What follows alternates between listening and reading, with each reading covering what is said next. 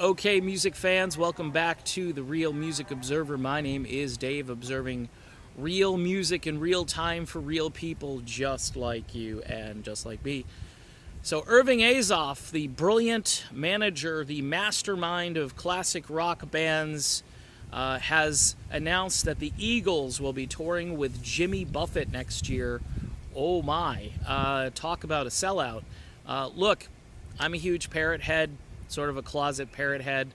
I think I helped found the Parrot head movement back in the 1980s when my radio station was the only radio station in the country playing a tune called Smart Woman in a Real Short Skirt. Go look that up. Great song off of the Hot Water CD by Jimmy Buffett, and we got phone call after phone call, and of course we added more songs to our playlist that no one else was playing, and it seemed like 2 or 3 years later, this full-blown Parrot head movement really got going, where people were just showing up.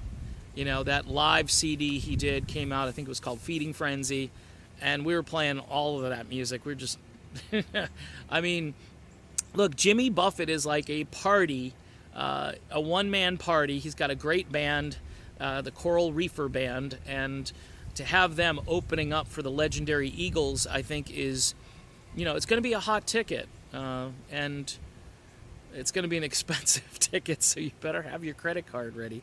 As far as the Eagles go, I've had mixed feelings about Vince Gill.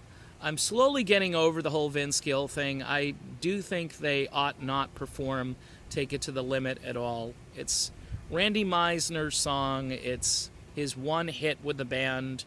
Try and Love Again would be a close second from Hotel California, and it's a song that thankfully the band doesn't perform. I love that song. It's just a shame, though, that when I hear the song, it's Randy, and it's too one of a kind. The Eagles have a big catalog to choose from. Tim Schmidt never sang that song, and I don't think Vince Gill should be singing it. I think, yes, Vince Gill is a fine guitar player. He is a great vocalist.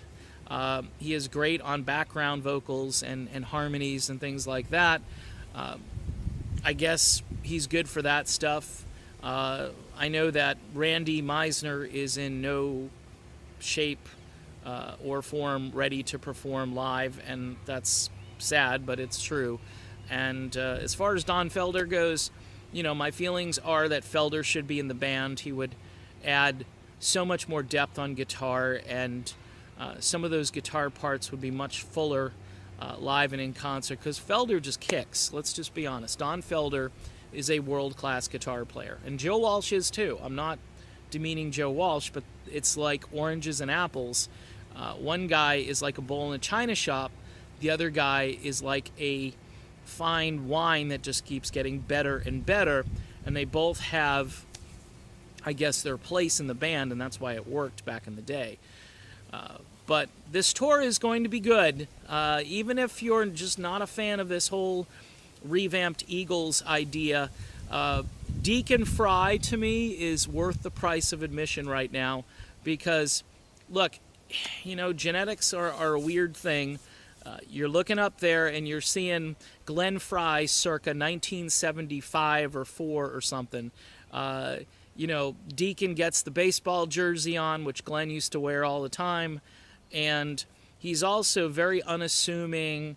He doesn't seem to know how great he is as a performer, and that just adds a lot of weight to this entire experience. So, hey, is it the original band? No. Technically, the Eagles only have one original member right now, and that's Don Henley.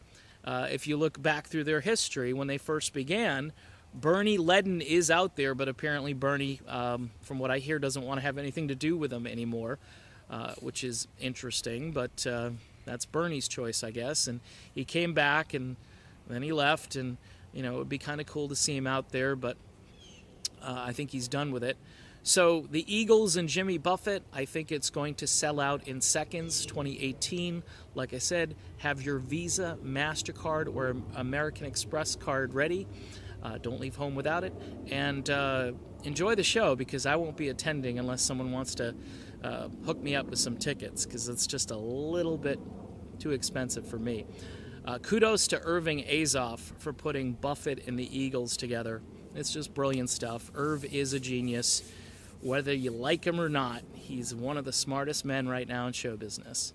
I'm Dave, and this is the Real Music Observer. We'll be back again observing more real music in real time for real people just like you and just like me. I'll talk to you then.